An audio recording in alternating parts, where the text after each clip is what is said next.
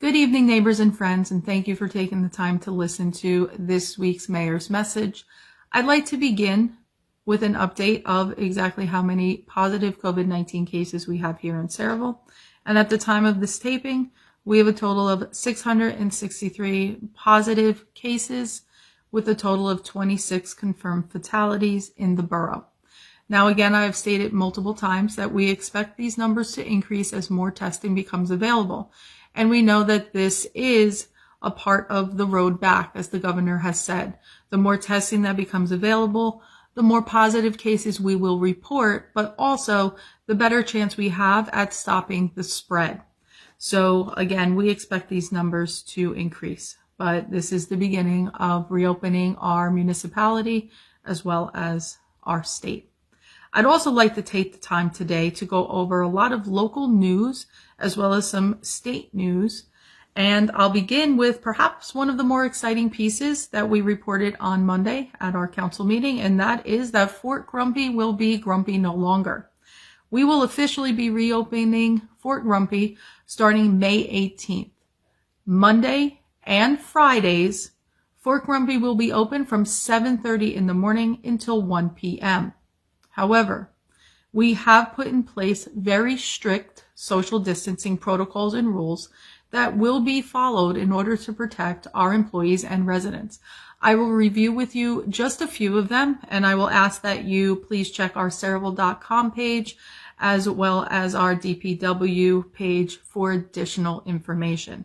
First, as always, Fort Grumpy is open to Saraville residents only, and you will be expected to provide identification when you pull into the site. Employees will be there to check your ID through the window. You will also be required to wear a mask in order to come onto the recycling center site. And perhaps one of the most important things that you need to remember is that you must be able to unload your materials and place them into the appropriate receptacles on your own. If you cannot lift or unload the materials that you have in your vehicle, please do not bring them, because our employees will not be able to assist you with that. And that is to reduce the amount of exposure that our employees have to any potential contaminants. So if you cannot lift it, if you cannot unload it, then please do not bring it or do not come to the site. So thank you for your patience. I know how much everybody was really looking forward to Fort Grumpy opening again, and it has in fact opened again, Mondays and Fridays. Moving on, we have additional information to report as well. 2 weeks ago, the council held an emergency meeting in order to address the governor's executive order number 130 as it relates to tax payment deadlines. I had called for an emergency meeting so that way we would be able to provide assistance to those residents most in need. And I'm happy to report that unanimously the council agreed to extend the tax payment deadline to June 1st without penalty. We all understand how difficult it is for so many of our residents and families and neighbors that we wanted to make sure we extended that tax payment deadline without penalty. And that did in fact happen. At this Monday's council meeting, I'm also excited to announce that we did in fact introduce this year's budget. A meeting prior to that, I had sent an email directive to our CFO and business administrator in relation to this year's budget. When we initially came up with the budget for 2020, it was devised prior to COVID-19. And while I believe absolutely that it was a very fiscally responsible budget, I could not allow that budget to move forward without looking at it again and attempting to reduce the proposed increase as much as possible. So I sent an email directing the CFO and the business administrator to reduce the proposed increase by at least 25%. And at Monday's meeting, they were able to report that they were in fact able to reduce that increase to 25%. And our council once again stepped up and unanimously agreed to introduce the budget with that savings. So at our next meeting, I expect and am hopeful that the council will in fact pass that budget, providing our residents with, again, small savings in order to make sure that more money stays in their pocket, so that way you can provide for your family. So thank you once again for supporting that 25% decrease to the proposed increase. I'd like to also move on to some additional news, and some of this is in relation to the state, and some of it again is related to our local municipality. I'd first like to discuss Executive Order number 141 that was introduced also today by Governor Murphy, and that has to do with expanding testing capacity throughout the state, as well as contact tracing. We know, again, that this is part of the road back, and expanding testing is a key component. I want to remind everybody that there are 3 testing sites that are very close to Saraville. One of the more recent ones that has opened is in New Brunswick, and that is the Redshaw Elementary School walk-up testing site. We are still also operating the Kilmer testing and the Dayton testing site out of the motor vehicle centers. Those 2 sites are operating on a rotating basis, and the New Brunswick Redshaw Elementary School walk-up site is also one of the newest. Those times of operations and the requirements in order to be tested there are all listed on the covid19.nj.gov #testing or /testing website. And any questions, or if you're attempting to make an appointment to go there, please visit that site. More and more testing sites are becoming available, and more local walk-up urgent care facilities are also providing testing now as well. So I know that on Route 18, most recently, you have an urgent care center that is also doing testing, whether you are symptomatic or asymptomatic.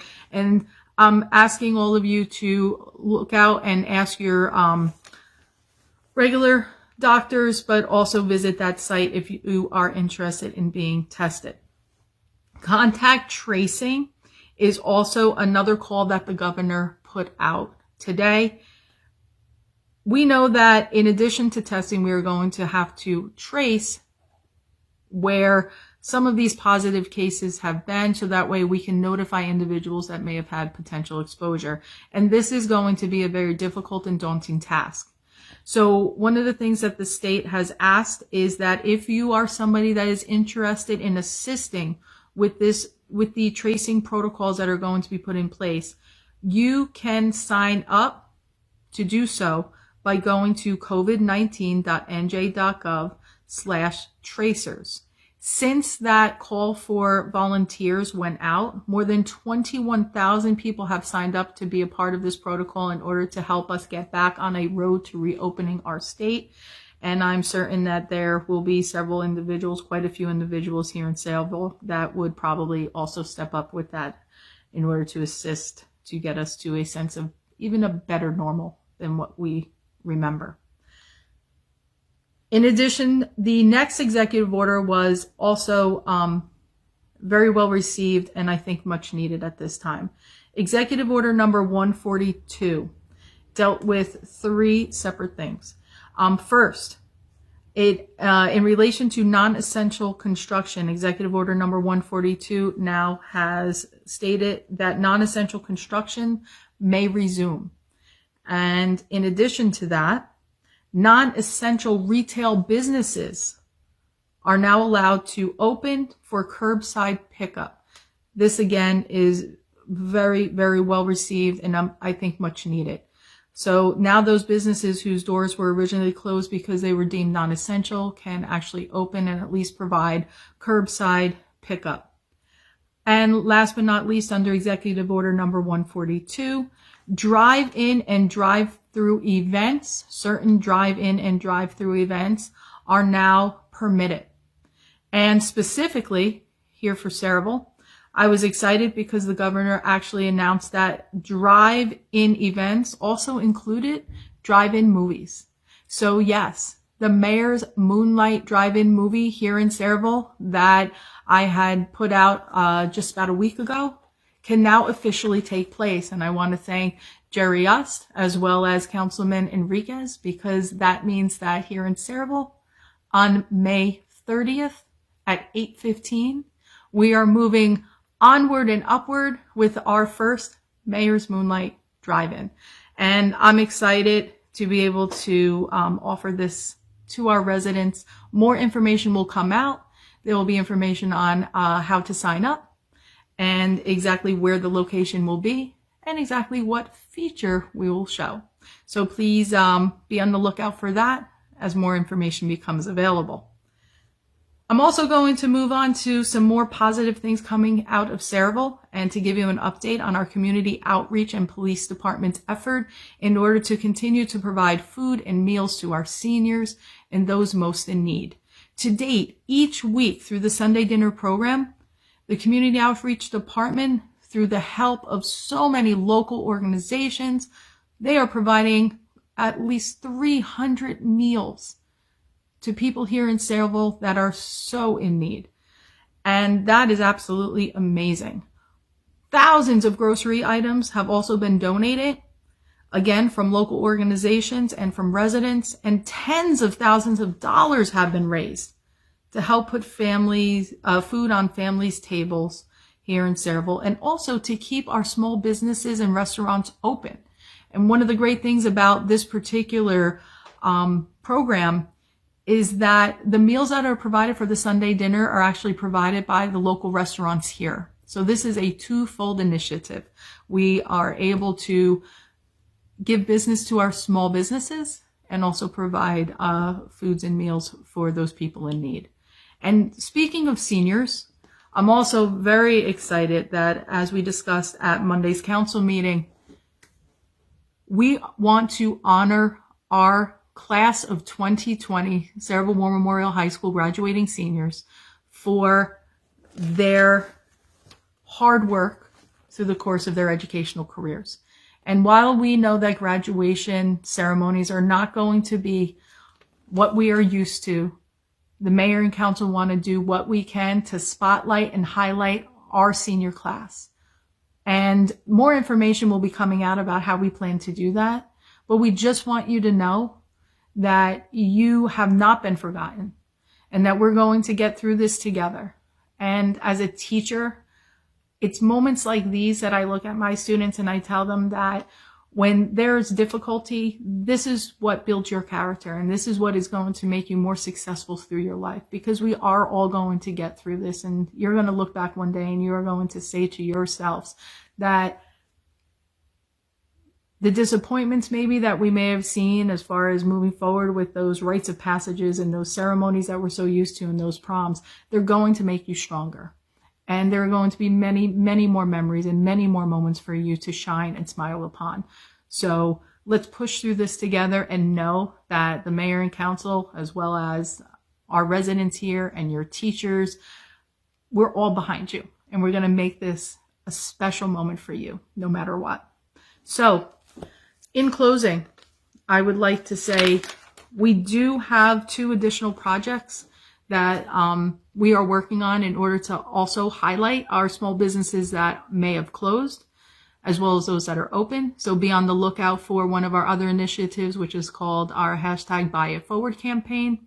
And to those residents that have been going above and beyond, that have been in your own way providing some type of happiness, or trying to provide maybe some face masks to somebody, or just trying to bring that little bit of happiness to a neighbor, we see you and we thank you.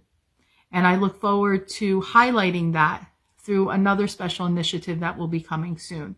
So typically I end by saying, stay safe and be well. But I also would like to end by saying this as well. Today, tomorrow, together, we are going to get through this. So until my next mayor's message, be well and have a good evening.